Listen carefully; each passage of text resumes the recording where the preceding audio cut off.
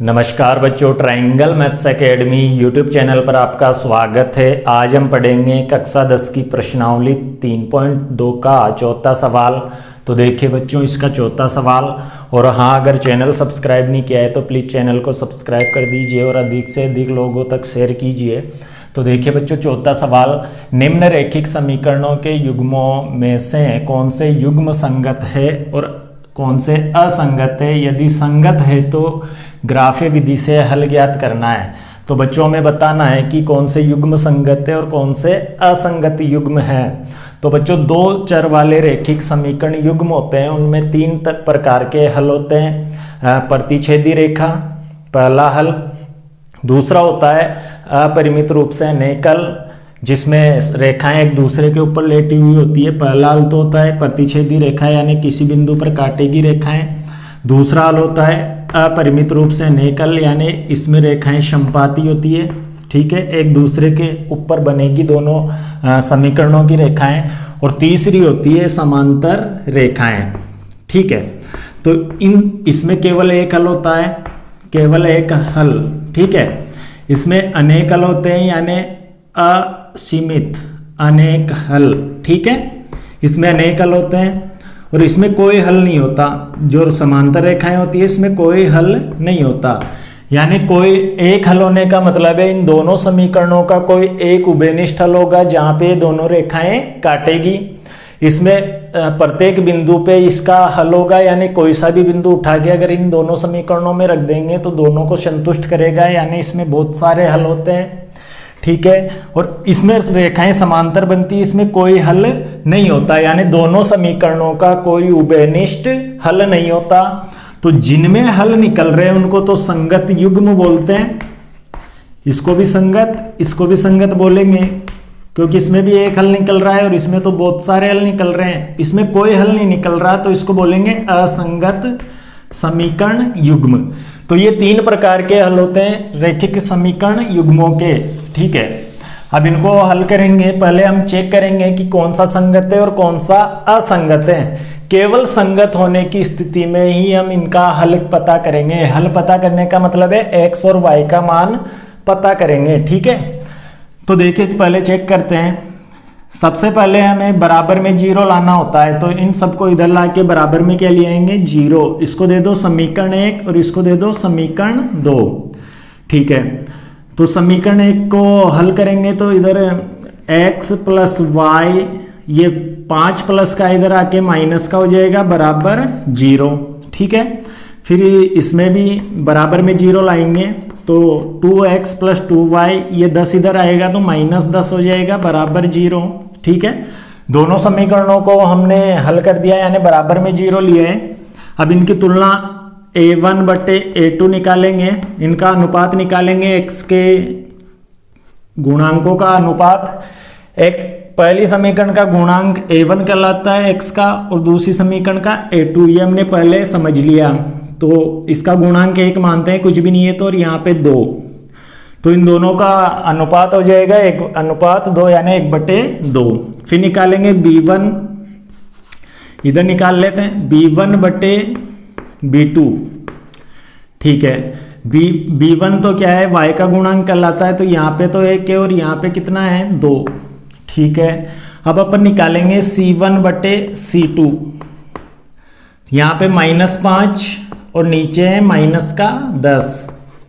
अगर इनको काटे तो 5 से कट जाएगा 2 बार। ठीक है, माइनस से माइनस कट गया, यहाँ पे भी आ गया 1/2। अब देखो a1 बटे a2 बराबर आ रहा है b1 बटा b2 के।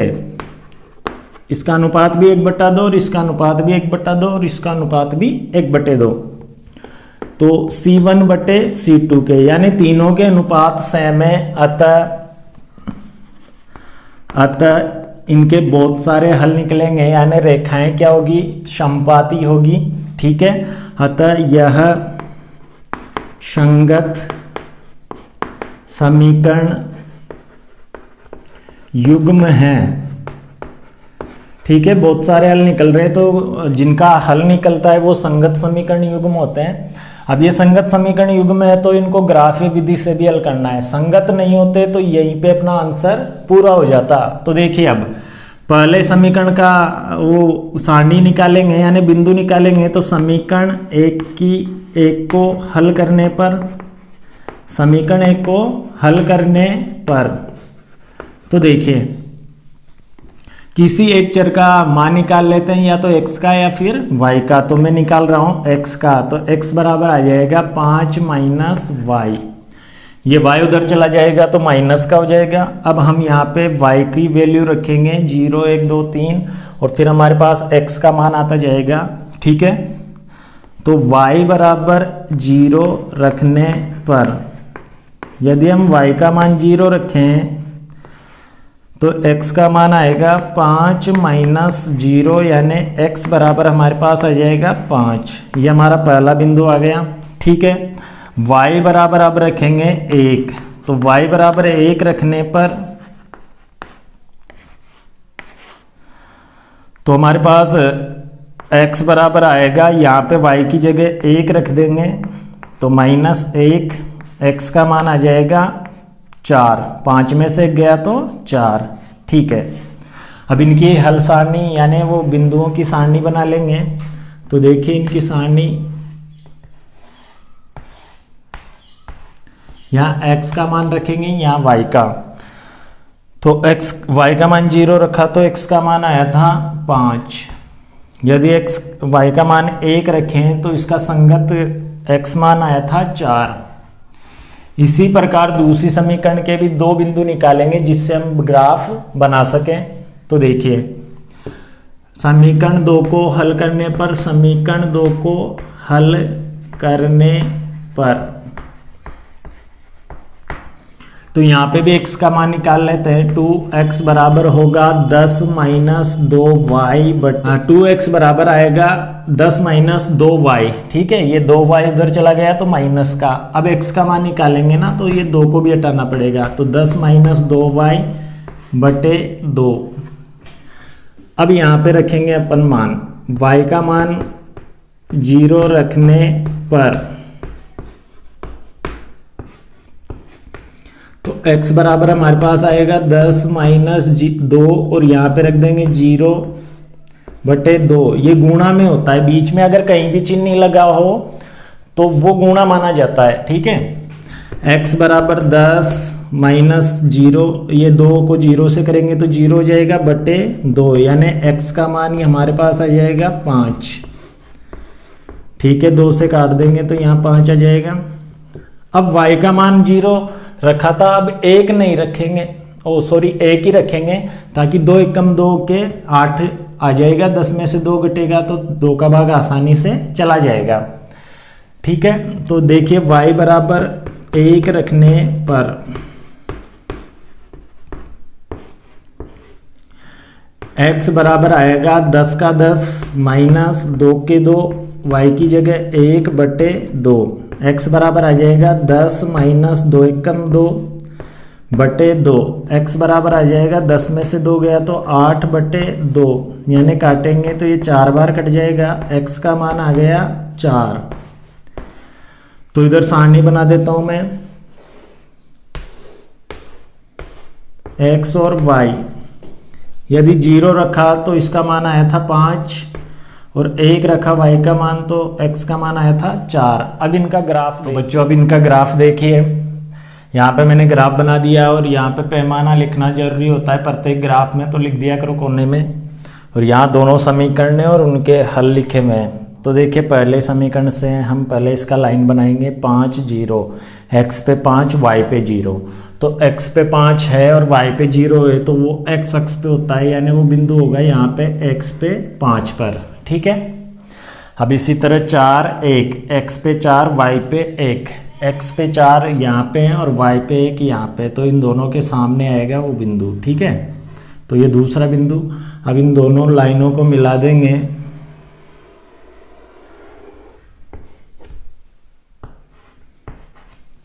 इसी प्रकार इसके बनाएंगे 5 0, तो 5 0 यहीं रहेगा और 4 1 भी यहीं रहेगा, यानी इसी के ऊपर एक और लाइन बना देंगे, या फिर यही बनेगी, ठीक है। ऐसे निशान कर देंगे 2 2, ताकि दोनों समीकरणों का ग्राफ एक ही बन रहा है, यानी ठीक है।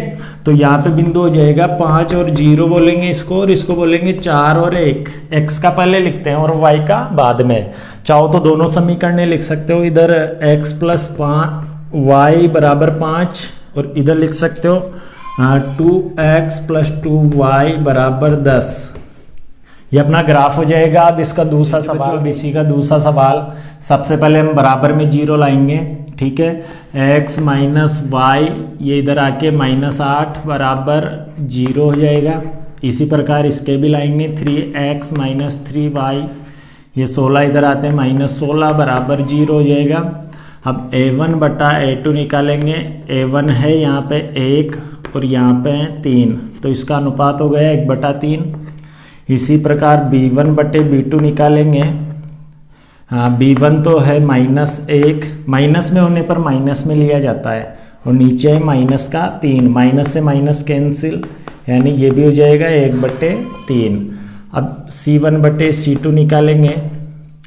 c1 है -8 और c2 है -16, माइनस से माइनस कट जाएगा, 8 एकम 8, 8 दूना 16, यानी 1/2 आ जाएगा। अब यहाँ पे देखें इन तीनों अनुपातों को, यहाँ 1/3, यहाँ पे 1/3, यानी ये दोनों का अनुपात तो सेम है, लेकिन 1/2 अलग है। तो इसको लिखेंगे a1 बटे a2 बराबर है b1 बटे b2 के, और बराबर नहीं है c1 बटा c2 के, ठीक है। अतः ऐसी कंडीशन में रेखाएं समांतर होती है, यानी इनका कोई हल नहीं होता। अतः यह असंगत समीकरण युग्म है, ठीक है। आपको तीनों स्थितियां पता होनी चाहिए, इनमें असंगत समीकरण युग्म है। अब इसका तीसरा सवाल, तीसरे सवाल में अपन को बराबर में 0 लाने की आवश्यकता नहीं है, पहले से दिया हुआ है। इसको दे देंगे समीकरण 1 और इसको दे देंगे समीकरण 2, ठीक है। a1 बटा a2 निकाल रहा हूं मैं। a1 बटे a2, a1 तो है यहाँ पे 2 और a2 है 4, काटेंगे इनको 2 के पहाड़े से, तो 1/2 आ जाएगा, ठीक है। अब निकालेंगे b1 बटे b2, b1 बटे b2 निकालेंगे, तो यहाँ तो है 1 और यहाँ पे -2, ठीक है। तो ये कट रहे नहीं है, ऐसा ही छोड़ दो। अब c1 बटे c2 निकालेंगे, तो c1 तो है -6 और c2 है -4, माइनस से माइनस कट गया, 2 से 3 बार, 2 से 2 बार, यानी यहाँ पे आ जाएगा 3/2। अब इनको ध्यान से देखिए, यहाँ आ रहा है 1/2, यहाँ पे आ रहा है -1/2 और यहाँ पे आ रहा है 3/2, यानी तीनों अनुपात आपस में बराबर नहीं है। तो जब ये दोनों अनुपात ही आपस में बराबर नहीं होते, तो फिर तीसरे की तुलना नहीं करते। तो यहाँ पे a1 बटे a2 not equal to b1 बटा b2, यानी ये दोनों के अनुपात बराबर नहीं है। ये नहीं, बराबर नहीं का चिन्ह है, ऐसे काट दिया जाता है। अतः यह संगत समीकरण युग्म है। ये संगत समीकरण युग्म है, और इनके अंदर केवल और केवल मात्र एक हल होता है, क्योंकि रेखाएं प्रतिच्छेद करती है। इस स्थिति में पहली वाली स्थिति है, ठीक है। अब समीकरण 1 को हल करेंगे। समीकरण 1 को हल करने पर, तो देखिए समीकरण 1, यहाँ पे हम y की वैल्यू निकालेंगे, क्योंकि y का गुणांक कुछ भी नहीं आ रहा, तो आसान रहेगा हल करना। तो 2x प्लस वाई बराबर -6 को उधर लेके जाएंगे तो +6, y बराबर आ जाएगा 6 माइनस 2x, ये माइनस का हो जाएगा। y की वैल्यू निकाल सकते हो आप, x की भी निकाल सकते हो, ठीक है। y की इसलिए निकाल रहे हैं क्योंकि गुणांक कुछ भी नहीं है, यानी बट्टे में कुछ भी नहीं आएगा। अब x का मान रखेंगे, x बराबर 0 रखने पर, तो देखिए यहाँ पे यदि x का मान 0 रखेंगे तो y बराबर आ जाएगा 6 माइनस 2 इंटू 0, यानी y का मान आ जाएगा 6 में से 0 गया तो 6 ही बचेगा, ठीक है। अब x बराबर रखेंगे अपन 1, x बराबर 1 रखने पर, तो 1 रखेंगे यहाँ पे, y बराबर आएगा 6 माइनस 2 इंटू 1, यानी y बराबर 6 माइनस 2 एकम 2, y का मान आ जाएगा 4। 6 में से 2 गया तो 4। अब इसकी सारणी बना देता हूँ मैं, x और y 0 रखा तो इसका संगत मान आया था 6, और फिर 1 रखा तो इसका संगत मान आया था y का 4। अब इसी प्रकार समीकरण 2 को हल करेंगे तो देखिए, समीकरण 2 को हल करने पर देखिए यहाँ पे x के साथ भी गुणांक आ रहा है और y के साथ भी गुणांक आ रहा है, तो किसी का भी मान निकाल सकते हो। 4x बराबर माइनस 2y बराबर 4 आ जाएगा। मैं निकाल रहा हूँ x का मान, ठीक है। 2y को उधर भेज देंगे तो 4x बराबर 4, ये प्लस का 2y हो जाएगा, और x बराबर हमारे पास आ जाएगा 4 प्लस 2y बटे ये 4 भाग में चला जाएगा गुणा में, तो ये x का मान आ गया। अब हम y बराबर 0 रखेंगे। 0 रखने पर बट्टे में नहीं हो ये मान तो कोई दिक्कत नहीं होती, लेकिन अगर बट्टे में आ जाए तो फिर आपको सोच समझ के रखना है, ठीक है। 0 रखेंगे तो ये 0 हो जाएगा, पूरा पद यहाँ बचेगा 4, 4 में 4 का भाग जा सकता है, यानी ऐसा मान रखना है जिसके अंदर किसका भाग चला जाए, 4 का, ठीक है। तो 0 रखने पर जा रहा है इसलिए रख रहे हैं 4 प्लस 4 4 प्लस 2 इंटू 0 बटे 4, x बराबर यहाँ बचेगा 4, इधर 0 हो गया बटे 4, यानी 1 आ जाएगा। x का मान कितना आ गया, 1। इसी प्रकार y बराबर अब क्या रखेंगे, इसको सोचना पड़ेगा। तो यहाँ रखेंगे अपन 2, ठीक है। 2 रखेंगे तो 2 दूना 4 हो जाएगा, 4 और 4 8 हो जाएगा। तो y बराबर हम रखेंगे 2 रखने पर देखिए x बराबर आएगा 4 प्लस 2 गुणा 2 बटे 4, x बराबर आ जाएगा 4 प्लस 2 दूना 4 हो जाएगा बटे 4, x बराबर आ जाएगा 4 4 8 बटे 4। अगर काटेंगे तो 2 बार कट जाएगा, यानी x का मान आ गया 2। तो इसकी भी हल सारणी बना लेते हैं, x और y बराबर 0 रखने पर x का मान आया था 1, 2 रखने पर यहाँ पे आया था हमारे पास 2, ठीक है। अब इनका ग्राफ देखिए बच्चों, अब चौथे के तीसरे का ग्राफ, यहाँ पे दोनों समीकरण और सारणी बनी हुई है। तो पहली समीकरण का हल देखते हैं, 0 6, x का मान 0 और y का मान 6। तो x का मान 0 और y का मान 6 होने पर वो y पे 6 पे बनेगा वो बिंदु। x का मान 1 और y का मान 4, x का मान 1 यहाँ पे और y का मान 4 यहाँ पे, तो इन दोनों के सामने बनेगा, ठीक है। अब इन दोनों को मिला देंगे, बिल्कुल सीधा मिलाना है पैमाने से।